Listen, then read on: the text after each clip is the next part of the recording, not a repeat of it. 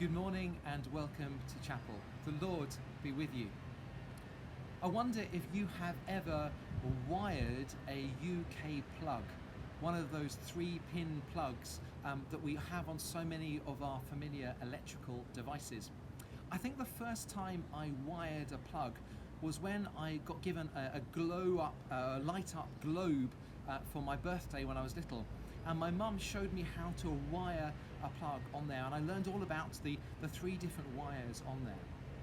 Those of you who are familiar with 2-pin plugs may be unaware of the purpose of the 3rd pin in the UK.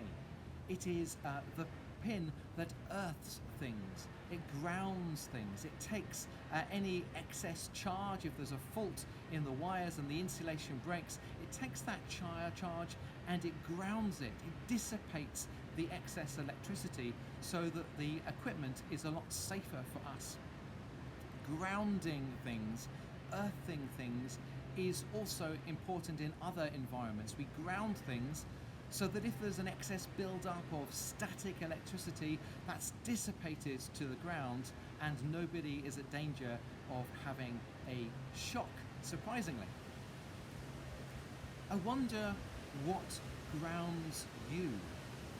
When you feel an overwhelming sense of emotion, an overwhelming sense of anxiety, you don't quite know what to do with the energy and the built-up anxiety within you, how do you recalibrate and ground yourself?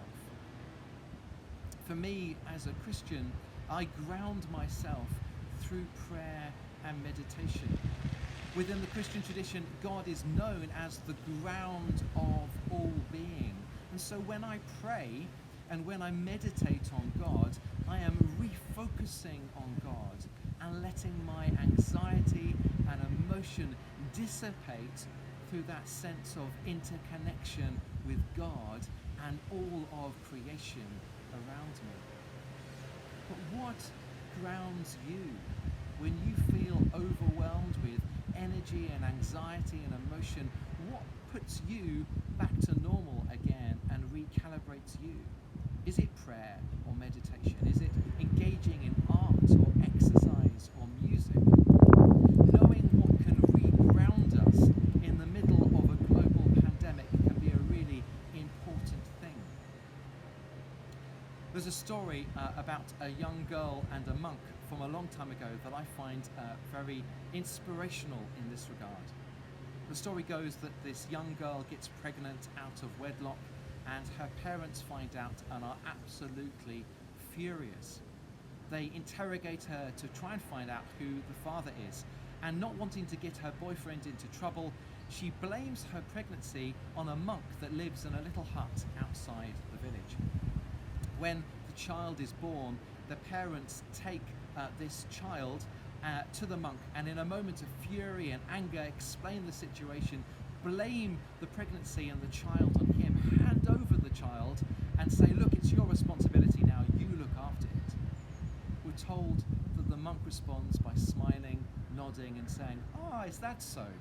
and caring for the child, taking it in. A few years later, the girl is overwhelmed with a sense of guilt and missing her child. She confesses to her parents that actually it was not the monk who caused her to become pregnant, actually it was her boyfriend after all. The girl's parents are overcome with remorse and embarrassment, and they go back to the monk and explain the situation.